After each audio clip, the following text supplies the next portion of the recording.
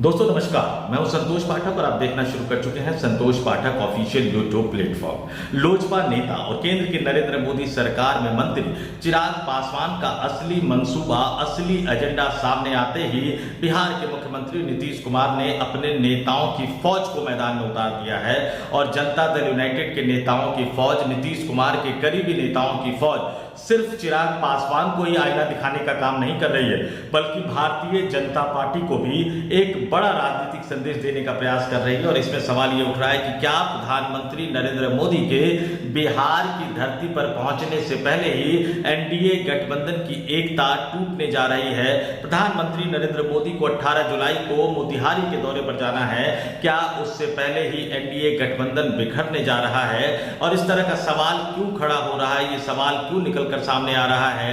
नीतीश कुमार ने अपने नेताओं की फौज को क्यों मैदान में उतार दिया है और चिराग पासवान का कौन सा असली मंसूबा, असली एजेंडा सामने आ गया है, जिसके बाद हक्के बक्के रह गए, या यूं कह सकता हूं कि जिसके बाद बिफरे नीतीश ने यह तय कर लिया है कि अब वो और ज्यादा बर्दाश्त नहीं करेंगे। तो अब आने वाले दिनों में क्या होने वाला है एनडीए गठबंधन में और क्या कुछ हुआ चिराग पासवान और नीतीश कुमार के फ्रंट पर, और नीतीश कुमार की पार्टी किस तरह से भारतीय जनता पार्टी को भी राजनीतिक संदेश देने का प्रयास कर रही है, इन तमाम चीजों को इस स्टोरी में तथ्यों के साथ एक एक करके मैं आपके सामने रखूंगा। लेकिन शुरुआत उस अपील, उस आग्रह के साथ, संतोष पाठक ऑफिशियल यूट्यूब प्लेटफॉर्म नया है। पिछले कुछ महीनों के दौरान आपने हर तरीके से हमारा साथ दिया, हमारा सहयोग किया, हमारा समर्थन किया, उसके लिए हम आपके आभारी हैं। लेकिन हमें भविष्य में भी आपके साथ सहयोग और हर तरह के समर्थन की जरूरत पड़ेगी। अगर आपने अभी तक हमारे यूट्यूब प्लेटफॉर्म को सब्सक्राइब नहीं किया है तो संतोष पाठक ऑफिशियल यूट्यूब प्लेटफॉर्म को सब्सक्राइब कीजिए। अपने दोस्तों, अपने रिश्तेदारों से भी हमारे यूट्यूब प्लेटफॉर्म को सब्सक्राइब करने को कहिए। हमारे वीडियो देखिए, पसंद आए तभी वीडियो को लाइक कीजिए, शेयर कीजिए, ज्यादा से ज्यादा लोगों तक पहुंचाइए और कमेंट करके जरूर बताइएगा कि हमारे वीडियो आपको कैसे लग रहे हैं। पिछले कुछ दिन हमारे लिए संकट भरे दिन भी रहे हैं, हमारी टीम के लिए भी संकट भरे दिन रहे हैं। तो आपसे एक और अपील, एक और आग्रह करना चाहूंगा। स्क्रीन पर क्यूआर कोड चल रहा है, अगर आपकी इच्छा करें तो उसको स्कैन करके आप जो भी राशि आपको अच्छी लगे, जो भी राशि आपको ठीक लगे, उन छोटी छोटी राशियों के जरिए हम तक अपनी मदद पहुंचा सकते हैं। तो आगे बढ़िए, संतोष पाठक ऑफिशियल यूट्यूब प्लेटफॉर्म की सहायता भी कीजिए, हमारे साथ जुड़िए भी।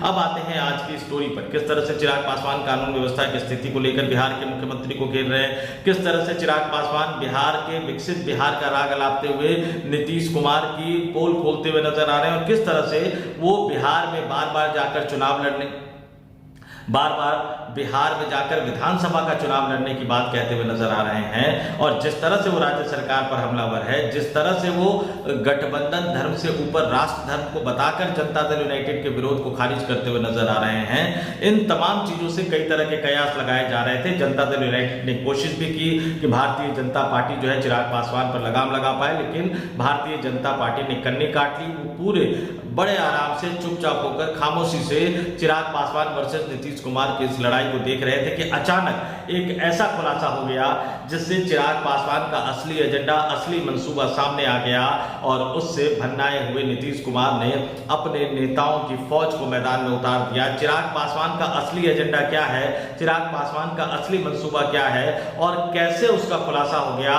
ये भी मैं आपको बताऊंगा। लेकिन शुरुआत उस बयानों से करना चाहूंगा कि किस तरह से लोजपा जो है, चिराग पासवान की जो पार्टी है, वो चिराग पासवान को बिहार के चुनावी महाभारत का अभिमन्यु करार दे रही है। अब सवाल यह है कि बिहार के चुनावी महाभारत के अभिमन्यु चिराग पासवान है तो दुर्योधन कौन है? सवाल यह भी है कि अगर चिराग पासवान केंद्र के मंत्री का पद और सांसद ही छोड़कर बिहार में विधानसभा का चुनाव लड़ने जाना चाहते हैं, तो क्या वो सिर्फ एक विधायक बनने के लिए केंद्रीय मंत्री और सांसदी का पद छोड़ने के लिए तैयार है, या फिर वो बिहार में कुछ और बनने की सोच रहे हैं और कुछ बड़ा बनने की सोच रहे होंगे? तो निश्चित तौर पर वो मंत्री बनने के लिए तो नहीं जाएंगे।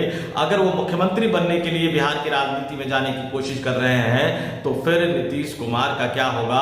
ये तमाम सवाल उठ ही रहे थे कि इस बीच जो चिराग पासवान के मंसूबे की बात कही ना मैंने, और कैसे पता लगा वो भी आगे बताऊंगा। लेकिन जैसे ही इस मंसूबे का खुलासा हुआ, नीतीश कुमार ने अपनी पार्टी के नेताओं को मैदान में उतार दिया। और कैसे उतार दिया, ये तमाम चीजें मैं एक एक करके आपके सामने रखूंगा। सबसे पहले जो जनता दल यूनाइटेड के राष्ट्रीय प्रवक्ता है, नीतीश कुमार के करीबी नेता हैं और लगातार जनता दल यूनाइटेड की तरफ से बयान देते रहते हैं, उन्होंने सोशल मीडिया पर एक पोस्ट किया।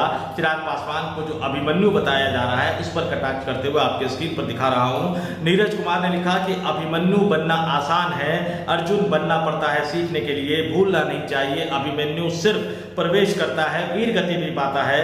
इतिहास में नाम जिद से नहीं कार्य से लिखा जाता है। जो हर बार द्वार तक पहुंचते हैं वो योद्धा नहीं द्वारपाल बन जाते हैं। बड़े गौर से एक एक लाइन को समझिएगा कि अर्जुन बनने के लिए सीखना पड़ता है, अभिमन्यु बनना आसान है। चिराग पासवान पर कटाक्ष। दूसरी लाइन कह रहे हैं कि इतिहास में नाम चिन्ह से नहीं कार्य से लिखा जाता है और जो हर बार द्वार तक पहुंचते हैं वह योद्धा नहीं द्वारपाल बन जाते हैं। यानी चिराग पासवान को योद्धा नहीं बल्कि द्वारपाल बता रहे हैं। चिराग पासवान तो बिहार की राजनीति में अपने लिए बड़ी संभावनाएं तलाश रहे हैं।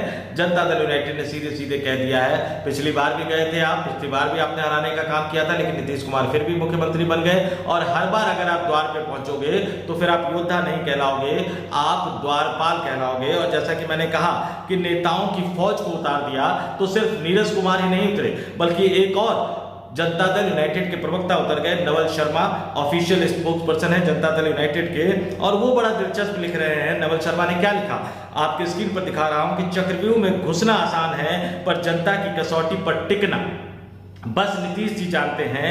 बयानबाजी से नहीं बनता कोई अभिमन्यु, जन सेवा ही असली चक्रव्यूह भेदती है। यानी सीधे सीधे वो भी कह रहे हैं कि चक्रव्यूह में घुस तो जाओगे, लेकिन क्या इससे निकल पाओगे? उसका लब्बो-लुआब यही निकल रहा है। दूसरी बात कह रहे हैं कि बयानबाजी से कोई अभिमन्यु नहीं बनता, जन सेवा ही असली चक्रव्यूह भेदती है। और नवल शर्मा ने जो सोशल मीडिया पर यह पोस्ट किया, उसको नीरज कुमार साहब, जिनका पहले पोस्ट मैंने आपको दिखाया, नीरज कुमार साहब ने एक्स पर उसको रिपोस्ट किया। तो यानी जनता दल यूनाइटेड के दो प्रवक्ता सीधे सीधे मैदान में उतरकर हिदायत दे रहे हैं, चिराग पासवान पर राजनीतिक हमला बोल रहे हैं और किस तरह से भारतीय जनता पार्टी को भी संदेश देने की कोशिश की जा रही है। और लोजपा को सीधे सीधे, कोई बीच में मेडिएटर नहीं है, सीधे सीधे संदेश देने की कोशिश की जा रही है। आपको एक बार फिर से गौर से मैं नीरज कुमार का जो एक्स पर पोस्ट किया गया है वो आपके स्क्रीन पर दिखाता हूं। नीचे ध्यान से देखिएगा कि इन्होंने 3 लोगों को टैग किया हुआ है। भारतीय जनता पार्टी बिहार का जो ऑफिशियल एक्स अकाउंट है उसको टैग किया हुआ है।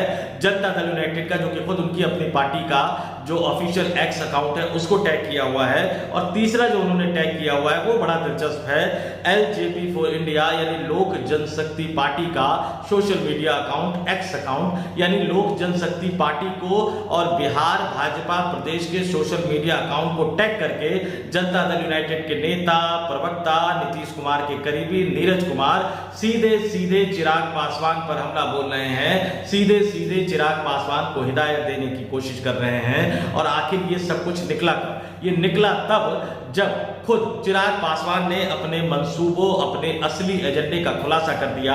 अब तक चिराग पासवान कई तरह के सवालों के जवाब नहीं दे रहे थे। मंच से वो कह रहे थे कि बिहार से चुनाव नहीं लड़ेंगे, बिहार के लिए चुनाव लड़ेंगे, ये कहते हुए नजर आ रहे थे कि 3 बार का सांसद बन के उनको समझ आ गया कि बिहार को विकसित बिहार बनाना है तो बिहार जाना पड़ेगा। मतलब नीतीश कुमार को एक तरह से असफल उन्होंने सीधे सीधे साबित कर दिया। लेकिन एक इंटरव्यू दिया उन्होंने, न्यूज़ 24 को एक इंटरव्यू दिया। न्यूज़ 24 के इंटरव्यू में वो सवाल जब सीधा सीधा पूछा गया, जवाब उनके मुंह से निकल गया, लेकिन यहीं तक बात रह जाती तो गनीमत रहती। बल्कि जो जवाब उन्होंने दिया उस वीडियो को शेयर करते हुए लोक जनशक्ति पार्टी ने अपने ऑफिशियल अकाउंट से, एक्स अकाउंट से उसके कंटेंट को पोस्ट कर दिया और चिराग पासवान ने उसको रीपोस्ट करके बता दिया कि चिराग पासवान अपने इंटरव्यू के उस हिस्से से पूरी तरह सहमत है। क्या कहा गया उसमें, क्या लिखा गया, आपके स्क्रीन पर दिखा रहा हूं मैं। चिराग पासवान ने अपने उस इंटरव्यू में कहा कि मेरा चुनाव लड़ने का फैसला बिहार सरकार का हिस्सा बनने के लिए है ताकि बिहार के विकास हेतु नीति निर्माण में हमारी सक्रिय भूमिका हो। यानी चिराग पासवान ने पहली बार ये खुलकर माना कि वो जो बिहार में विधानसभा का चुनाव लड़ना चाहते हैं, विधायक बनना चाहते हैं, वह सिर्फ विधायक बनने तक सीमित नहीं है बल्कि वो बिहार सरकार का हिस्सा बनना चाहते हैं ताकि बिहार के विकास हेतु नीति निर्माण में उनकी सक्रिय भूमिका हो। यानी सीधे सीधे उन्होंने उन्होंने बता दिया कि वो बिहार सरकार का हिस्सा बनना चाहते हैं। अब एनडीए गठबंधन के अंदर जो समीकरण है उस समीकरण को समझने की कोशिश कीजिएगा। एनडीए गठबंधन में नंबर 2 की पार्टी होने के बावजूद नीतीश कुमार मुखिया के तौर पर बिहार के मुख्यमंत्री बने हुए जनता दल यूनाइटेड की तरफ से। बिहार में जो बड़े भाई की भूमिका में है, विधायकों की संख्या के आधार पर भारतीय जनता पार्टी विधायकों की संख्या के आधार पर बड़े भाई की भूमिका में होने के बावजूद मुख्यमंत्री उनके लिए मजबूरी थी नीतीश कुमार को बनाना, तो उन्होंने नीतीश कुमार को मुख्यमंत्री बनाया और उनके अपने कोटे से 2 उप मुख्यमंत्री बिहार की सरकार में है, सम्राट चौधरी और विजय सिन्हा। इनके अलावा अन्य पार्टियों की बात करें तो जीतन राम मांझी साहब की पार्टी है, जिनके बेटे नीतीश सरकार में मंत्री हैं। उपेंद्र कुशवाहा साहब की पार्टी भी एनडीए गठबंधन का हिस्सा है और चिराग पासवान की पार्टी भी एनडीए गठबंधन का हिस्सा है। और बिहार में जाकर अगर वो बिहार सरकार का हिस्सा बनना चाहते हैं, नीति निर्माण की प्रक्रिया में एक महत्वपूर्ण भागीदारी निभाना चाहते हैं, तो क्या वो नीतीश सरकार में लोजपा की तरफ से उप मुख्यमंत्री के पद पर दावा ठोक रहे हैं? तो एक तरफ भारतीय जनता पार्टी जो निश्चित तौर पर कोशिश करती है कि बड़े भाई की भूमिका में आए, और बड़े भाई की भूमिका में आए तो उनकी कोशिश ये होगी कि 70 से 80 85 के आसपास जो विधानसभा सीटें हैं वो अपने दम पर वो जीते। तो अपने दम पर अगर वो इतनी सीटें जीत लेती है, 2 उप मुख्यमंत्री बनाती है, तो जिस चिराग पासवान को लड़ने के लिए ही 25 से ज्यादा सीटें नहीं मिलेंगी, वो कितनी सीटों पर जीतेंगे और उतनी सीटों की दावेदारी पर क्या भारतीय जनता पार्टी उनको नीतीश सरकार में उप मुख्यमंत्री बना देगी? क्या नीतीश कुमार एक तीसरा उप मुख्यमंत्री चाहेंगे? और अगर नीतीश कुमार साहब के साथ ही खेला हो गया, मतलब इतनी सीटें नहीं आई, भारतीय जनता पार्टी ने उनको मुख्यमंत्री नहीं बनाया, तो फिर तो कई तरह के समीकरण निकलकर सामने आएंगे। और यही डर कहीं ना कहीं नीतीश कुमार को सता रहा था। जनता दल यूनाइटेड लगातार इस बात की कोशिश कर रही थी, नीतीश कुमार लगातार इस बात की कोशिश कर रहे थे, जब प्रधानमंत्री नरेंद्र मोदी जब बिहार के दौरे पर जाते होंगे, ये जाते थे, तो आपने वीडियो देखा होगा कि नीतीश कुमार कैसे अकेले में उनसे हाथ जोड़कर बतियाते हुए नजर आते थे। यहां तक कि बिहार के मुख्यमंत्री नीतीश कुमार साहब के आधिकारिक आवास एक अन्य मार्ग पर एनडीए गठबंधन की जब बैठक हुई थी, अमित शाह ने वो बैठक ली थी, उसमें भी उन्होंने कहा था 3-4 चीजें साफ साफ कह रहे कि सीट बंटवारे का ऐलान कर दिया जाए, कौन सी पार्टी कितनी सीटें लड़ेगी, कौन कौन सी सीट लड़ेगी। नीतीश कुमार, निशांत कुमार उनके जो बेटे हैं, दोनों ये चाह रहे थे कि एनडीए गठबंधन की तरफ से प्रधानमंत्री नरेंद्र मोदी या अमित शाह नीतीश कुमार को मुख्यमंत्री पद का दावेदार उम्मीदवार घोषित करे कि 2025 में विधानसभा चुनाव में एनडीए गठबंधन की जीत हासिल होने के बाद ही नीतीश कुमार फिर से मुख्यमंत्री बनेंगे, लेकिन इसकी कोई घोषणा अभी तक नहीं की गई। तो ना मुख्यमंत्री पद के चेहरे का ऐलान किया जा रहा है, ना सीट बंटवारे का ऐलान किया जा रहा है। सीट बंटवारे के पेच को फंसा के रखा गया है और इस बीच में चिराग पासवान पूरे बिहार में घूम रहे हैं नीतीश सरकार के खिलाफ मोर्चा खोलते हुए। बल्कि चिराग पासवान 19 जुलाई को बिहार के मुंगेर में नव संकल्प महासभा करने जा रहे हैं, और दूसरी तरफ जीतन राम मांझी हो, उपेंद्र कुशवाहा हो, ये तमाम लोग इतनी ज्यादा बढ़ चढ़कर सीटों की मांग कर रहे हैं कि अगर इनकी 30%, 40% मांगों को भी स्वीकार कर लिया जाए तो नीतीश कुमार के पास लड़ने के लिए 100 के आसपास ही विधानसभा की सीटें बचती हैं, और यही उनके लिए चिंता का सबब है। वो लगातार इस बात की कोशिश भी कर रहे थे कि चिराग पासवान जिस तरह से पूरे बिहार में घूम घूम कर जनता दल यूनाइटेड पर सवाल उठा रहे हैं, बिहार के एनडीए गठबंधन की सरकार पर सवाल उठा रहे हैं, उस पर लगाम लगाई जाए। जनता दल यूनाइटेड के नेताओं ने पहले बंद कमरे की बैठकों में ये गुहार भारतीय जनता पार्टी से लगाई, बीजेपी ने उस गुहार को अनसुना कर दिया, तो फिर सार्वजनिक रूप से इस तरह की बयानबाजी शुरू हो गई जनता दल यूनाइटेड के नेताओं की तरफ से, लेकिन उस पर भी बीजेपी ने कुछ नहीं किया। और उसके बाद चिराग पासवान की पार्टी के नेताओं ने और ज्यादा एग्रेसिव रुख अपनाते हुए ये कहते हुए नजर आए कि गठबंधन धर्म से बड़ा राष्ट्र धर्म होता है, यानी वो सीधे सीधे जनता दल यूनाइटेड की पूरी विचारधारा पर ही सवाल उठा रहे थे। और उसके बाद जब एक इंटरव्यू में उन्होंने अपने मंसूबे को सामने रख दिया कि वो बिहार की सरकार में अपनी भागीदारी चाहते हैं, अपनी हिस्सेदारी चाहते हैं, तो फिर नीतीश कुमार इस सारे खेल को खुले तौर पर समझ गए और उन्होंने अपने नेताओं की फौज को उतार दिया। और सिर्फ इतना ही नहीं किया, जनता दल यूनाइटेड ने बिहार की सभी 243 विधानसभा सीटों पर विधानसभा प्रभारियों की सूची भी जारी कर दी। बाकायदा विधानसभा के सीट वाइज नाम है, प्रभारियों की घोषणा है, उनके मोबाइल नंबर है, इसको सोशल मीडिया पर शेयर कर दिया गया। लेकिन फिर भी जब चिराग पासवान और लोजपा की तरफ से बयानबाजी बंद नहीं हुई, तो फिर नीतीश कुमार ने अपनी पार्टी के 2 नेताओं का, जिनका जिक्र मैं कर चुका हूं कि नीरज कुमार और नवल शर्मा को आगे कर दिया, सीधे सीधे चिराग पासवान पर निशाना साधने के लिए। चिराग पासवान को आईना दिखाने के लिए और भारतीय जनता पार्टी तक भी राजनीतिक संदेश पहुंचाने के लिए। अब 18 जुलाई को जैसे मैंने बताया कि प्रधानमंत्री नरेंद्र मोदी एक बार फिर से बिहार के दौरे पर जा रहे हैं, मोतिहारी के दौरे पर रहेंगे और निश्चित तौर पर अपने स्टाइल में जनसभा के माध्यम से कई योजनाओं का लोकार्पण करेंगे, शिलान्यास करेंगे। फिर यह दावा किया जाएगा कि करोड़ों की परियोजना की सौगात दी है।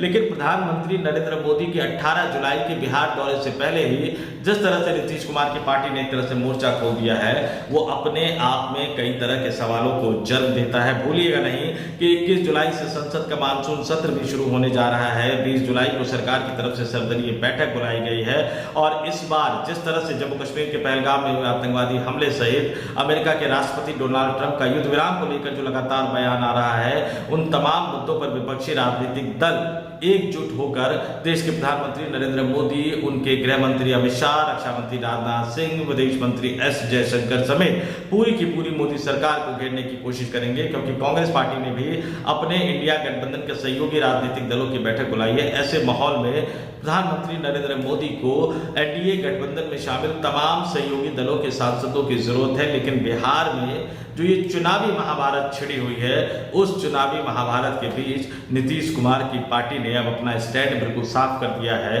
कि वो चिराग पासवान को बर्दाश्त करने को तैयार नहीं है। तो क्या नीतीश कुमार खेला करेंगे? क्या नीतीश कुमार एनडीए गठबंधन का साथ छोड़ देंगे?